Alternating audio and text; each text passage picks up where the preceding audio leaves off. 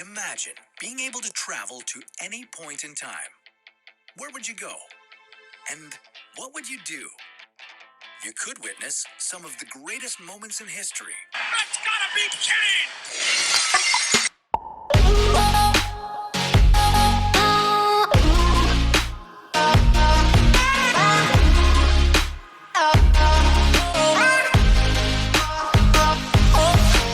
It's a rosé day today. Rosé Raw. Turnbuckle Time Machine. Guys, welcome. We're on Season 5, Episode 8, and I want to say that these Raws are long, but I actually am enjoying all of the time in this episode. There are some filler stuff, but I feel like there's a little comedy involved with it as well. The filler stuff they put filler stuff in the filler stuff. It's weird. There's filler in the filler? Yeah. Is that what you're telling me? Yeah. Where's the cream filling? You know, that kind of stuff. I don't know where that's at. Might be on this chair when I get done with it. Should probably get this fixed. She's squeaking a lot. I think this is your old chair. Oh, so it's did my a little fault now? switcheroo. It's my fault now? Bad mic, bad chair, Tom. That's what we've been calling him for the last, 2 weeks now? How long have we been doing this podcast? 2 weeks. 2 weeks? Yeah. This Russell got me fucked up. Yeah, we moved back. We go back and forward in the middle, time-wise. That poses an interesting question. Where would you go and who would you do? You hear that at the beginning of every episode. What would your answer be to who would you do? If you could go anywhere, at any time, who would you do? We both know mine has to be Sunny at this point. It's hard to see her week in and week out and not, pause and jerk off. It's really awkward for me. Because, we'll pause it. You might catch it on an episode where, there's a quick edit. And that's, pause, and then we got to get right back in the same frame of mind. But Robert spends, 3 minutes jerking off in between each of those pauses. Speaking of, here's the notes. I got to go take a piss real quick. You can't even mention it. Just don't even say jerk off. We're in the Manhattan Center here in New York City for this Raw. I like this arena. Yeah, it's like traditional ECW arena. I think this is where the first Raw ever was. We watched this, I think, a week or two ago. But that has been said that this was the first premiere of Raw. So kind of cool to be back in this arena. It's kind of smaller. What would you say? Fan count? Oh, maybe 2,000. 2,000 is what I was saying too. And that's including staff, personnel. Custodians, which is under personnel as well, right? Are you saying personnel or personnel? Personnel. So you're talking about any person named Al? Yes. Yeah. Okay. They're all custodians. Yeah. No, that's a big thing in the Manhattan Center. They have to hire people named Al. That's actually what. It's kind of affirmative action because guys like Al weren't getting hired. Well, yeah, that's why.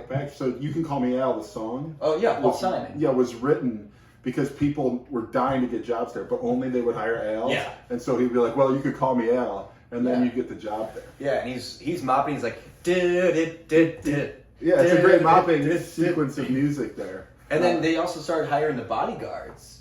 He's like, you can be my bodyguard. I can be your lawn janitor. I think the lyrics are a little fuzzy in my head. But I'll tell you what I do know, the Sunny song. I know you want me.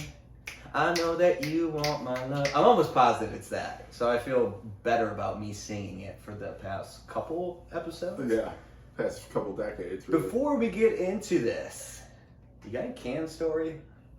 Do I have a can story? Yeah. I feel like let's get it out of the way. Don't surprise me. No, I don't have a can story. So I didn't. Robert really made a big deal about this rosé and that we'd have to drink it this episode, or it would go bad. And so I didn't go return any cans. I didn't have any cans. I bought some cans on the way here, but yeah, I've been thinking about cans all day. Yeah. Send us your cans. Yeah. Donate the cans to the podcast. We've gotten a lot so far, but you could never have enough cans. You can't. Actually, return your cans, then donate that money to our Venmo, which we'll put right here. And all the proceeds from the Venmo will go back to the podcast and acquiring cans. So it's a real full circle thing, circle of life, food chain, water cycle. reverse osmosis. Yeah, condensation. whatever, all those words. So we got Quadratic formula. Oh yeah. Negative. Can you put that up too? I'll put the quadratic formula here. Yeah. Or here. Usually I don't have enough space here, so I gotta kind of like put it here. Because you either we'll put Viscera here. He's not fitting, you know what I mean? We'll put him here. So we started off with the Godwins versus a tag team we're not familiar with. It's new. I mean, we are familiar with the members of this team, but the new Blackjacks. Yeah, they've really two of our favorite characters that we've covered in 96. Well, one of them. The Stalker and Justin Hawk Bradshaw are now the Blackjacks. Yeah, so it's Blackjack Bradshaw and Blackjack Wyndham. And Not the they Stalker, both have but that's in my notes. The Stalker, yeah, they both have mustaches, black mustaches, Yeah. black trunks, black boots, black hair, Black vest. black everything, Yeah. all black everything. Yeah. White dicks, though. These guys' dicks Yeah. are white. Yeah, I would say on average, I mean, probably the average is 5.1 inches between the two of them. Yeah. And that's just I'm thinking the Stalker's got to be packing 5'5". Yeah. I was going with it, too. Yeah. Nothing below 4.8 for sure. So remember, I think we had this conversation where Barry Windham was, we thought he was doing blackface and how it wasn't appropriate, but he had that white mustache. So now he's doing white face with a black mustache. Well, it's just his face. I know. Let me ask you this though. These kind of remind me of the Gunn brothers, right? Bart and Billy Gunn. Yeah, it's a similar Is this a thing. I replacement for them? think they wear the same vests that they used to wear, except for they spray painted them black instead of brown. Yeah. We're really like, well, people really miss seeing the Gunn brothers out here. Like, we should get something almost identical, right? Like, I don't understand this. And I don't with think that none this of the lasts- charm of either. Exactly. Both of them probably just like to carry a conversation with both those guys. I don't know for sure, but I imagine it's probably just not good. Yeah, I mean, I don't know. I think Bradshaw now. I have no idea what Barry Windham is like to talk to, or if he's even alive. Maybe R.I.P. Barry Windham. Yeah, potentially. Bradshaw, he got a pretty eloquent character later on when he became JBL. Yeah, no, he does well better off, but it's just like I'm not a big fan of and it's probably not to his fault. They're probably just putting him in these situations. There was a king line, and he says, and I wonder if I don't know if I'm overthinking it or I don't get the joke, but he goes, he's referring to the Godwins, and he says, if their brains were bacon, they'd be sizzling. I guess. Like their brains are fried? I guess so. I don't know. It's a stupid joke, King. Come on, you can do better. Ready. But let's not get ahead of ourselves. He has some good one-liners coming up. This is here. a big episode for him. It's like the most featured episode he's had. Yeah. I don't want to spend too much time on this shitty match, but Vince calls Bradshaw Wyndham twice in this match. Well, they look the same. Can you blame him? Now I'm starting to think, is Philip LaFawn really... Yeah, I don't know. Still, that's... Who is Philip LaFawn? Is he Doug Furnace? He's Doug Furnace, but in French. Yeah. I'm never here for the HVAC guy. I always just leave a key under the mat, so I don't really know what he looks like. I just know his name's Doug Furnace. Yeah. I think Doug Furnace is kind of like the title. Like, your Boilermaker. You're Oh, Doug it's Furnace. like Doug Furnace and Co.? Yeah. Yeah. I could just see them as like law brothers, like, call Furnace LaFawn. Hurt in a car wreck? Mesothelioma? Furnace LaFawn. We have a kind of a special celebrity in the crowd today. Yeah. First one. Is this the first one ever, or is it just one that we have? It's been the first one in a while. Like Celebrity in the crowd? Yeah. I think first one in a while. I can't think of anything. I want to say Darius Rucker from Hootie and the Blowfish. Yeah, we met him in the crowd, but I don't know that they ever showed him. Right, they did. Yeah. I don't think they showed We him. started singing. Remember, Yeah. he gave us the rights to Yeah. cover his one song to write. Yeah, I slipped him a note that said, hey, when you get done with this shit, play Wagon Wheel. You know that song, Wagon Wheel? Yeah. They're not ready for it now. Yeah. But just wait a little bit. So yeah, so King is saying, "Oh, here's Ken Shamrock, the Ultimate Fighter champion. He's one of my old friends." And I'm thinking, no, he's not. I was thinking that too, but I'm like, why would he make that up? Maybe he's gonna be like, maybe he does actually know him. Maybe. I'm King's just thinking just in my a- head, like, no, he doesn't. King's just a, habitual liar then. Sure. Mm-hmm. We'll get to that. So, Wyndham goes for the clothesline on Phineas. It was a good spot. Goes to pin Phineas, and Phineas puts his foot on the rope. The ref doesn't see it. He calls the match, another ref comes out and says, no, his foot was on the rope. The original ref says, I'm going to override this, and it's a win for the new Blackjacks. Well, Are they calling them the new Blackjacks, or it's just the Blackjacks? I don't know if you might have made the new part up. Who are the old Blackjacks? That's the question. We can't These talk, guys we can't are talk new. about those on air. These guys are new. Or maybe I think they're don't just know. the Blackjacks. Maybe that's what Vince was calling them, and that's what I wrote down.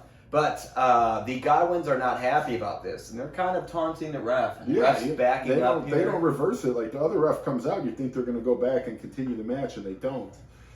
So they start, they got one card left to play, and that's the slop bucket. Yep. And Phineas, I believe, is the one that takes the slop bucket and dumps it on the ref's head. There's slop everywhere, and the ref is slipping and sliding on the mat. He goes to stand up, falls over. Hilarious, right? Then he gets up again, falls down again, and then he gets up again and falls down, and the camera's like, we can't keep letting him Crowd's do going this. wild though. What a pop that guy. Yeah. Just fall once, though. It was funny. Like, fall once. He falls 3 times in a row, and it was kind of just ruins the entire thing for me. It's not like the goons slipping in the icing. That was great. I think that was organic. Right? Maybe it wasn't. Certified. Organic. Yeah, USDA. So, right after that, it doesn't really even waste any time, and we get the Eliminators from ECW. If we do recall from the last episode, King was trying to call out the ECW franchise. Yeah, and he invited them to come to Raw and prove themselves when they were at the Manhattan Center, which they seem to have done. Yes. A lot of ECW shirts in the crowd, we should mention. Yes, a lot of BWO stuff as well. So we got the Eliminators, John Cronus and Perry Saturn. They're in the ring, and there's pans to this fan that's like literally in a hoodie against the turnbuckle. And we're like, is this a random fan or is this a random guy? Nobody addresses it whatsoever. And they just murder him. Just kill him. I don't remember this at all. I don't know. Really? Yeah. I didn't remember seeing Perry Saturn or this guy. Oh. I must have just maybe They were because I wearing- have ads. I can't afford the ad-free Peacock. Maybe that's right. So Yeah. during So the donate commercial, again. this all We'll happened. put the Venmo handle here for you guys. It's just $5 more a month, guys. So the least you can do. We won't parlay it in any sporting bets, I swear. Although I did hit my, we just had the Super Bowl here in 2022, and I hit my in-game 5-bet parlay. Yeah, Landed, so. I lost on a couple. I did take the spread, but then I took the money line. I lost on the coin toss, as we know. Yeah, that's tough. Yeah. But tails never fail. So what do you It was do? heads in the Puppy Bowl too. Wow. I should have known and changed my bet. But Paul Heyman comes in right after the Eliminators kill that poor guy that was in the ring, and he says, challenge has been accepted. ECW is in the house! Pop. Big pop. Everyone goes wild. Yeah, so, and then pans on the screen, and I forgot that they called him Paul E. Dangerously. Yeah. I forgot about that name. Yeah, if you ever hear people talk about Paul Heyman, if they knew him from ECW or before he came to WWE, they just call him Paul E. And you think that it's like, oh, it's Paul E. they're calling him, but no, it's Paul E. Dangerously, which was his kayfabe name in ECW. Yeah, and he's calling in the ring Little Guido, and I didn't know who Little Guido was. He's been on the ECW roster for a while. Yeah, It it's doesn't this ring who a bell becomes for me. Nunzio. Yes. Yeah. Yeah, correct. Yeah, Lil Guido. And Sorry to our Italian listeners out there for Lil Guido. yeah, we are not going to apologize for all the Italian accents we do, though. We just don't want to say the G word. No, never would, never would dream of it. Except for gabagool, that's our favorite. That is our favorite G word. The gabagool! You went on a nice rant a few episodes ago with the Italian accent. Yeah. That was pretty good. There was one that we're like, should we just finish this match and Italian accent? We were both on fire. So music hits, and we have the Blue Meanie coming out, and they were mocking the NWO, and they're now the BWO, which is the Well, I Blue don't know World who's first. Order. We don't recap the NWO. Maybe Blue WO came first, then the NWO. Well, copied that. we have Stevie Richards is pretending to be Diesel, and he's Big Stevie Cool. So this is now. We have Meanie that's pretending to be Razor, and he's the blue guy. And we have Noza and Nova, right? Yeah, Nova. And he's supposed to be Hollywood Hogan, and they're just calling him either Hollywood or Hollywood Nova, but he's got like the black beard and the guitar. So this is now the second group that we've seen try to emulate Razor and Diesel. This is true. This is true. And I will say, I think we need to. Let these guys go to rest. Can we call our bet now on when fake Razor or fake Diesel we're going to be gone? Because I don't think we've seen them since the Royal Rumble, and I don't know that we will. When do we say that's that? Do we look it up, or do we just wait till we see Kane and then we're like, I guess when we see Kane, okay. He's like, that's gotta be Kane. We're like, damn. I feel like we knew exactly what this moment was. That bet should have been done a long time ago. So yeah, they're doing this whole mock the NWO with the Blue World Order. I believe this started in November, December at a ECW event, and it made a huge pop. The same group of guys did a reenactment where there were Kiss characters, when their fans loved, and then they just parlayed that into this Blue World Order thing. And I don't know the numbers off the top of my head, but I think like gross selling t-shirts are like Austin 316 shirts, right? The Bullet Club shirts that like everybody has, and then the Blue World Order. Like they were sold out on this merch every single night. So I think they're just keeping this going because the fans are loving this whole Blue World Order thing. Yeah, when the fans are into it, that's you're doing something right? Yeah, and I'll throw a picture of the Blue World Order here so you can see these characters, or I probably would have done it already. But it's kind of funny because Blue Meanie's in the ring. He grabs the mic and goes, "Say hello to the blue guy," and he's got this belly shirt on, and he's dancing, and all of his stretch marks are there. Dude, we should for Halloween go as the Blue World Order. I was so. You could do. I could do the Blue Meanie. thinking. You could do Stevie Richards. Yeah. And we just gotta get a Nova. Yeah. Right. Yeah, for sure. Or I think Dan East can be Stevie Richards. Yeah. He kind of looks like he fits it, right? That scrawny long hair. So then this match is going on, and we get to see the ECW champion comes out. Raven comes out mid-match. Just stands there. And just stands there, yeah. Doesn't really do anything. And then this whole Raw, it seems like we're all over the place. This Raw is all over the place. Yes. So these notes are going like in order as this one goes to. Let's cut to Goldust backstage for some reason. In the middle of the match. And ask him what he thinks about ECW. And then let's have some technical difficulties. And then have him come back, and then we'll ask him if Marlene is okay. Yeah. And apparently it kind of is announced that Marlena has an arm wrestling match against Sunny. So. Yeah, because we're not trying to kill time at all. In the middle of a match, this is all taking place. Yes. Oh, I'm pretty sure as Stevie, he does the Stevie kick for the win, and as he's getting counted, Goldust comes back on. He's like, "Yeah, Marlena will be all right." And we're like, "What are we doing? What are we doing?" It's so here?" disrespectful, and they do it all the rest of the night too. Every time there's an ECW match. Yeah. Let's just do an interview at the end of it, in the middle while before Team Day. Yeah. So we have this arm wrestling match, as Tom was just referring to, which is no other than Sunny versus Marlena. But we get, who's going to be the officiant here? Oh. The honky tonk. The donk. The honky tonk man. You know, because he's still on the payroll. Whatever happened to him trying to look for... Maybe this is where he's going to find it. Maybe it's Ken Shamrock. Maybe he was really friends with Ken Shamrock. I don't know. Maybe it's Sunny or Marlena, whichever one of them. Maybe it's Chyna. Chyna has a future as Intercontinental Champion. Maybe she's the next great Intercontinental Champion. definitely.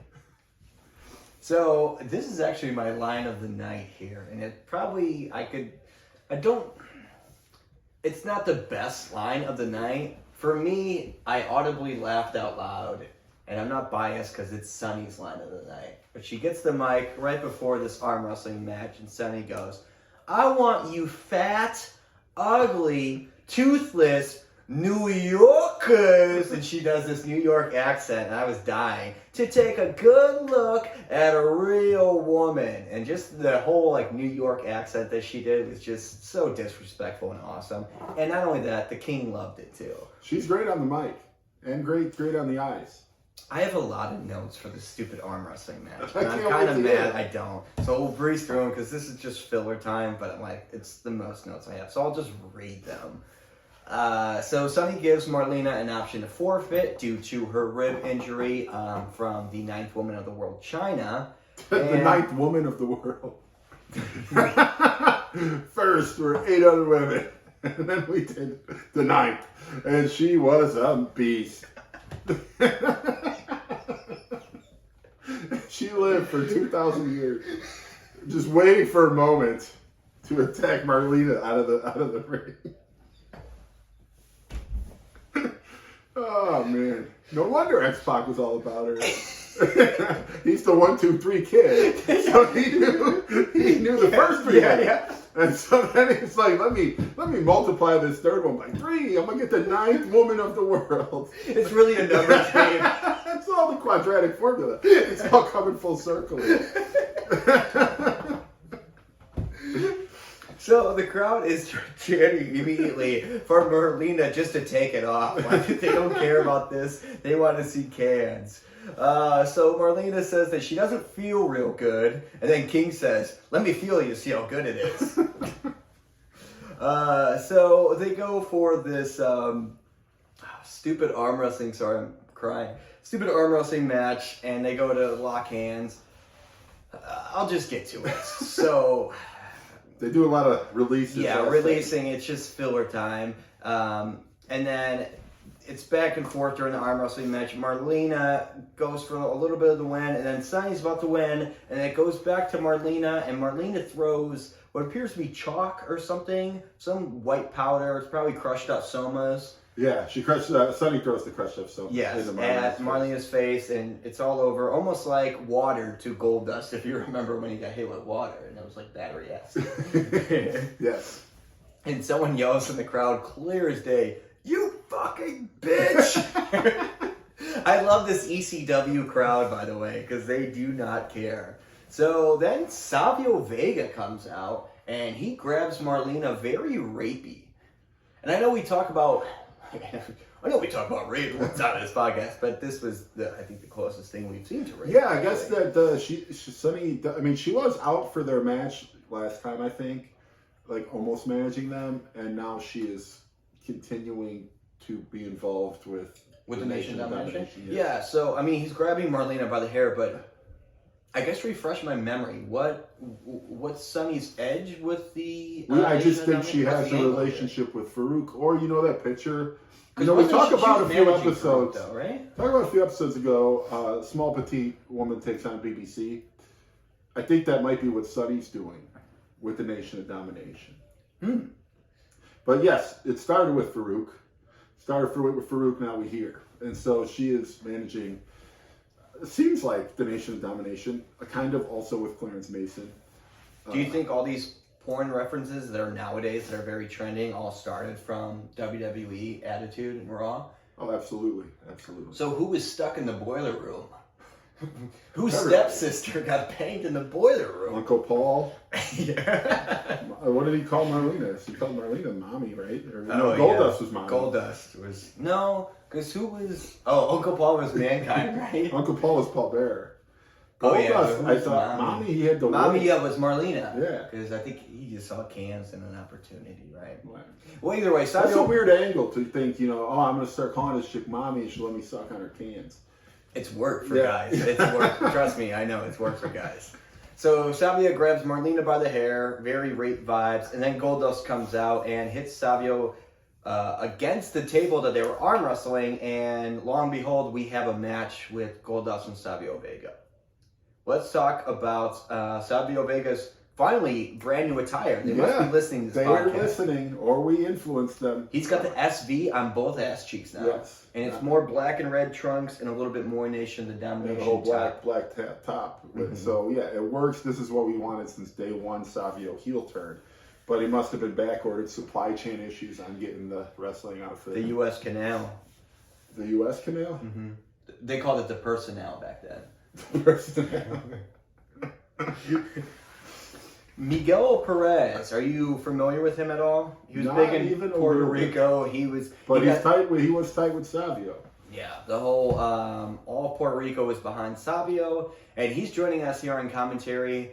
I know that he signs a contract with the WWE here in '97, and I think it lasts for a couple years. So I think they just hired him, and they figured what a good time to put him on commentary, because he's talking about how Savio Vega traded, and the entire country of Puerto Rico is in disappointment. Yeah, that's a lot of people to disappoint. That is. Yeah, a good, hard-working class people. Yeah. It's almost like, Cleveland. Yeah. And then it is kind of like Cleveland. Johnny Manziel was kind of disappointed that entire city. I think I was going to say it's more like LeBron leaving the first time. That is more accurate. Yeah. Johnny Manziel, I mean, they were used to that disappointment, but to get it built up so much, then have it yanked away by Miami. No, you were... Yeah. That was a better analogy. I just wanted everyone to be on my side about it. I think just because you heard about the 500 cats is... No, they still like you. I'm still right about the 500 cats thing. It doesn't matter what the poll says. Yeah. I'm pretty sure you're a fan favorite after I had 17 beers and I didn't know what the fuck I was talking about on this podcast. But other than that, Crush comes out, as most of these matches with the Nation Domination are always going to end in DQ. Crush comes in. Goldust wins by DQ, and they start beating up Goldust, but Miguel Perez comes out and helps out Goldust. Yeah, he has a couple good moves in there. And next we're going to go to the promo, and I want to ask you your thoughts on this. It flashes back to an interview with King and Tiny Tim. What the fuck, Tom? Yeah, that was weird. What the fuck was that? I don't know why they did that, but I do remember this Tiny Tim character. I don't know why, but it's the weirdest thing. Yeah, it's literally the King. It's literally 15 seconds. Yeah. Why put this in there? It's literally King interviewing. If you don't know who Tiny Tim is, he's this creature that sings. What's it? Is it "Frolic Through the Tulips" or Tiptoe? Tiptoe. It's that song has always been like a nightmare to me for some reason. Yeah, well, they use it in like horror movie trailers because it's frightening. Yeah. Tiptoe through the tulips. Yeah. So he tells him to sing the song, and then he starts it, and then King just removes the mic and says something. Yeah. I don't know. I told you, it's a big episode. He's like, we don't got time, but we got to fit that promo in. So speaking of King doing interviews, we pan over to King doing an interview with Ken Shamrock, who we mentioned is in the crowd. And King is basically saying that how he helped Ken basically become the Ultimate Fighter champion, how he's trained MMA with him, how he's gave him a bunch of tips, and basically Ken's like... new phone, who dis? Yes. Pretty much. Yeah, the kids will get that. For our older folk, he calls him a liar. It was such a stupid mic drop. He goes, I don't know what you're talking about. Yeah. And then King's like, oh, come on. He goes, you're a liar. You're a liar. And the crowd's like, and I'm like, this is terrible. This is all terrible. Yeah, so why would King lie about that? I don't know. Seems like a weird angle. Another weird angle. Maybe Tiny Tim's involved. I hope not. But I think before Bruce Buffer, the UFC had Tiny Tim doing the ring announcements. When was this? That's around this time when Ken Shamrock was champion. Oh. Is that true? No. Okay. I don't know anymore. This Wrestle Vessel got me fucked up. So, Mickey Whipwreck from ECW is in the ring. No entrance music, but he's going to verse Taz. You may know him from AEW. And WWE. And a lot of everything else. Yeah. He's got to be, we talked about Jerry the King Lawler being like the oldest wrestler. Taz has got to be up there too.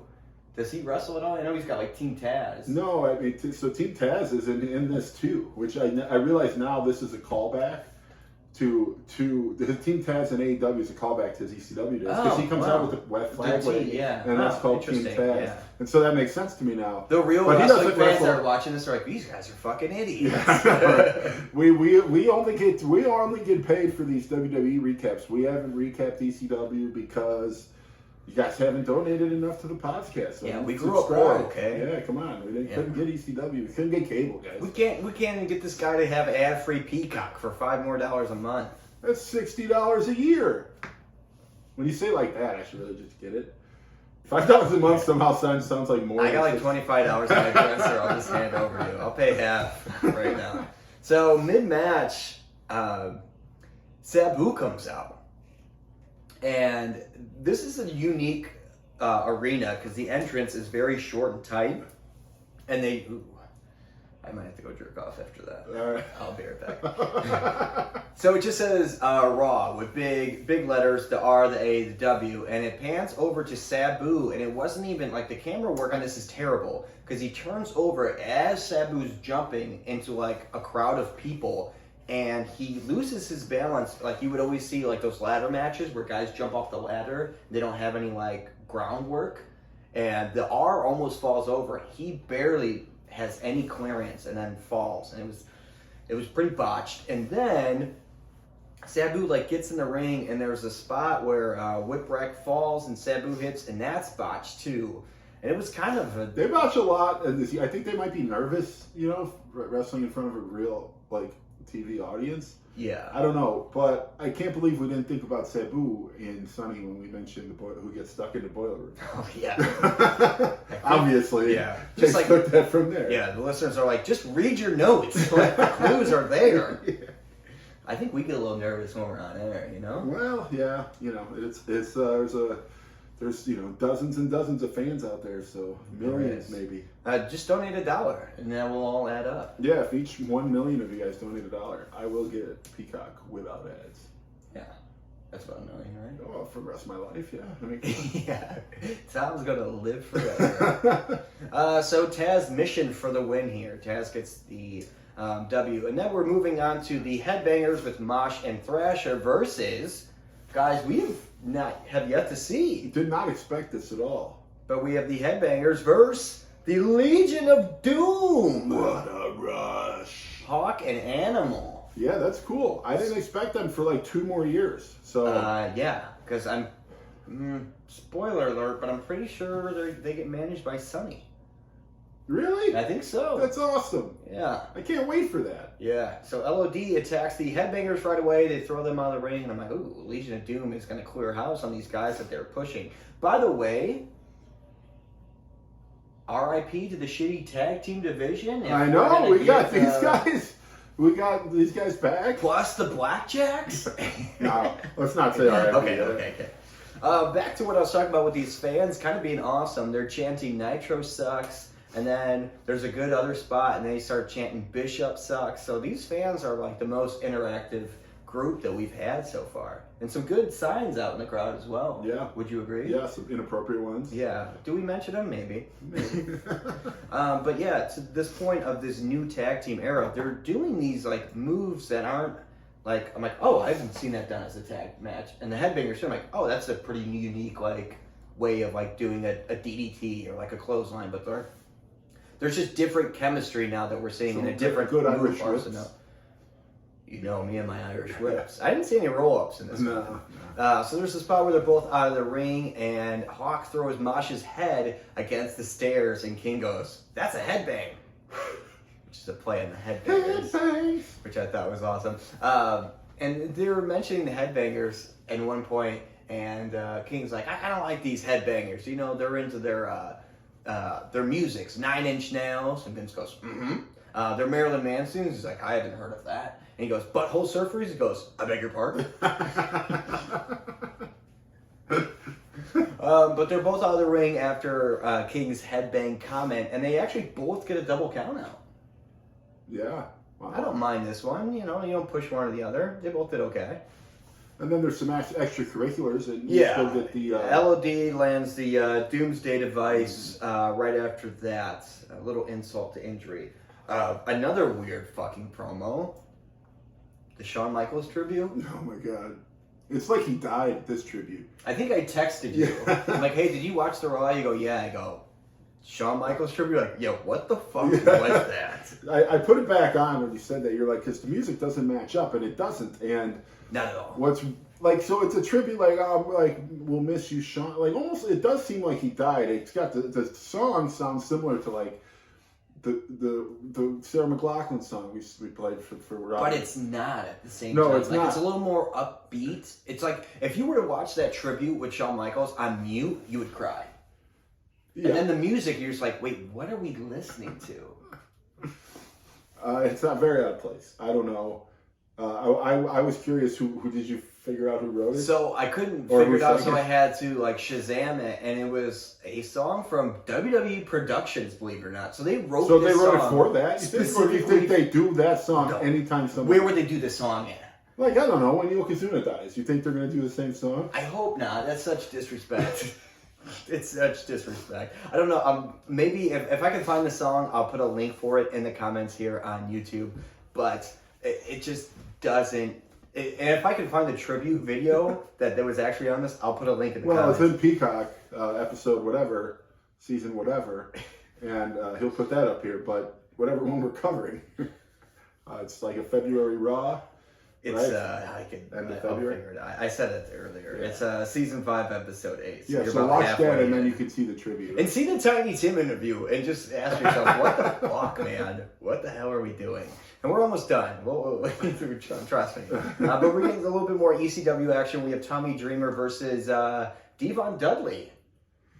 Yeah, no Dudley Bros, just one singular Dudley. Yeah, so this has to be an Extreme Rules match, right? don't I know if think it's all set. ECW rules are Extreme Rules. It's not like they make you have to declare otherwise. Oh, I that's think they're true. all yes, Nikki's. Yeah. that's true. But I think this is the first time we're seeing a lot more. At least Yeah, for this weapons is the on best. Raw, Like right? this is the most high profile match, and the best match of all of them that they do. The ECW people. Yeah, I lacked on notes here just because of like it was a pretty good match.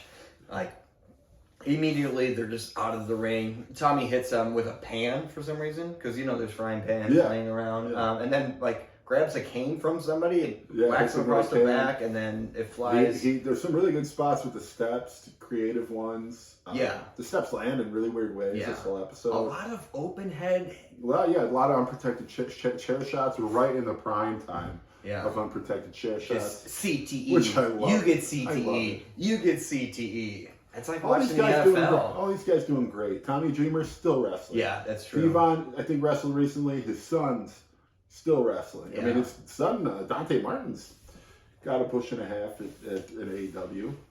Does a lot of cool flips and shit. We have Tommy Dreamer ends up hitting a DDT for the win onto the a chair, chair. yeah. And then we get to see Bubba Ray come out. He grabs a chair and and go ahead. I was gonna so I think that's Tommy Dreamer's finisher is the DDT on the chair. But like, imagine if he go I know he goes to WWE and he does some stuff, but like, if there's a regular rules, how are you ever gonna actually do your finisher? I've seen a hard punch. Yeah, but that stops working. I've in seen the a next clothesline year. from hell. Well, that's pretty impactful. I've seen a thumb to the neck. That's dead. That guy lasted 2 weeks. I get what you're saying. I mean, a DDT, and I get that that's a finisher for Jake the Snake. Jake the Snake, right? But that was back then. Yeah, Yeah. right. Yeah. Yeah, I don't know. But again, I think I've mentioned this on multiple guys, like even Bradshaw, like a clothesline from hell. Like, you're a big dude. You can do anything. You can't pick somebody up. I mean, I think if you were a guy, like, and you made that your finisher, and you made it work, like Bradshaw eventually did, it's a great move. Because you don't have to accidentally hurt anybody. You don't have to accidentally hurt yourself. It's the most basic move. You just do it more hard than most people. Like, imagine having to do, like, the last ride to the big... What do you think is the person. hardest move to do as a wrestler? Man. Like, what's the hardest finish? I think I have one in mind. And I can go first. What do you think? Go ahead. I think the Styles Clash is a different. Oh, yeah. You can't do that to everybody. That's... Like, if the But guy's bigger than you, you legit can't do it to them. Right. Right. No, like literally. Like, yeah, you can't. He's already dragging head. Yeah. Yeah. But I even feel like the guy you do it to has to, like, no, I don't know what you need to do. I think you need to keep your neck back which is going Right. to be awkward instead of like tucking your neck like you would do for most bumps. Right. It's like the cutter. Like, you don't have to do anything. They're doing it all, really. You just got to fall and put your arm around it. Yeah, you got to like, but you also have to try. Like, Power bombs are pretty basic, but I think that'd be tough to do on some people because you got to have some dudes' dicks in your face, you know? That's yeah. the hardest part, no Yeah. pun intended. Yeah. Like, Like, the I F5 is tough, but you got to be So what's so hard about the Dominator? Is he not botching those, or is people just like? I think it's a weird? dangerous move. I don't think it's Yeah. being botched. I just think it's an unnatural way to slam somebody.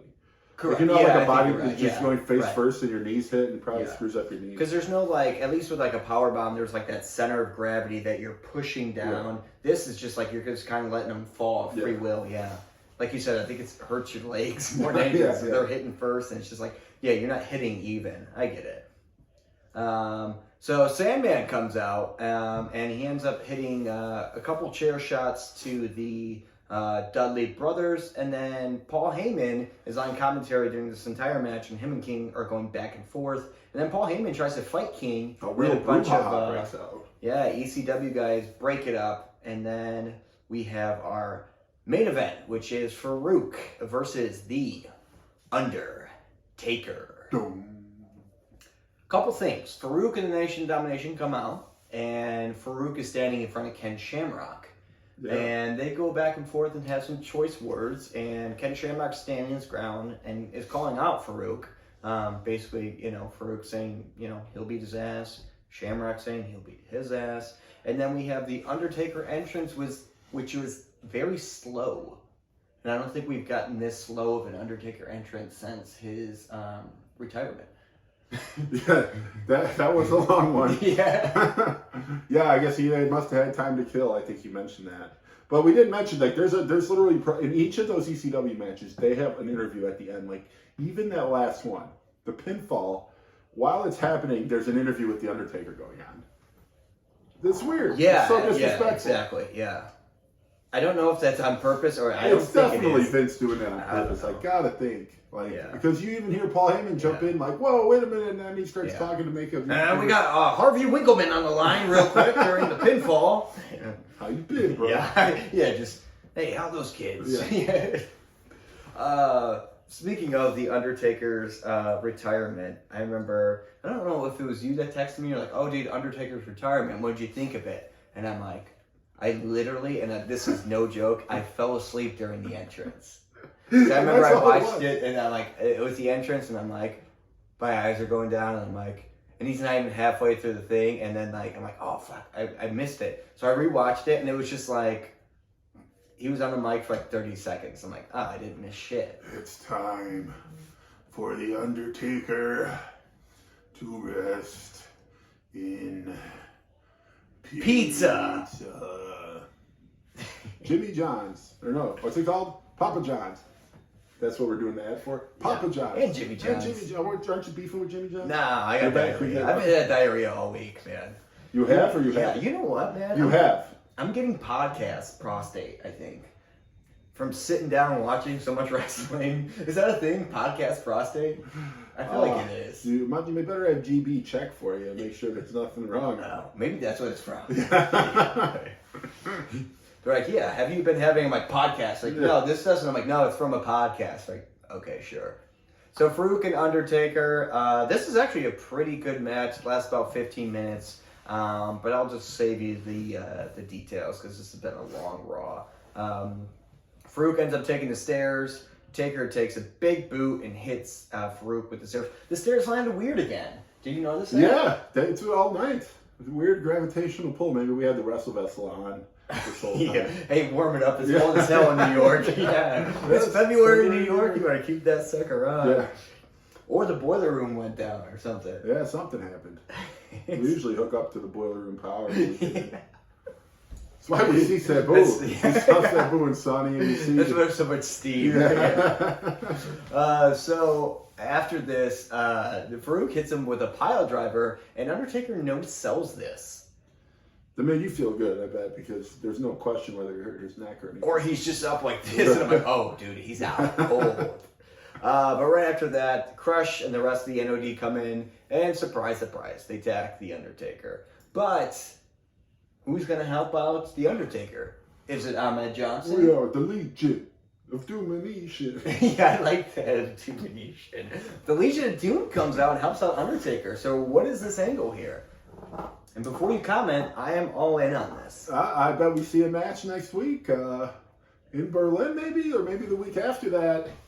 Undertaker and LOD versus the Nation Of Domination. of Domination. Yeah, I And know. now that you mentioned that Sonny, you think Sonny manages the Legion of Doom? I think so. I'm not 100%. It makes so but I much think sense so. because like she would just go like once they start to get the upper hand on the Nation, she'd be like, oh, these guys are gonna be tag champs. That's her bread and butter as managing tag teams. Boom, I'm moving again. Yeah.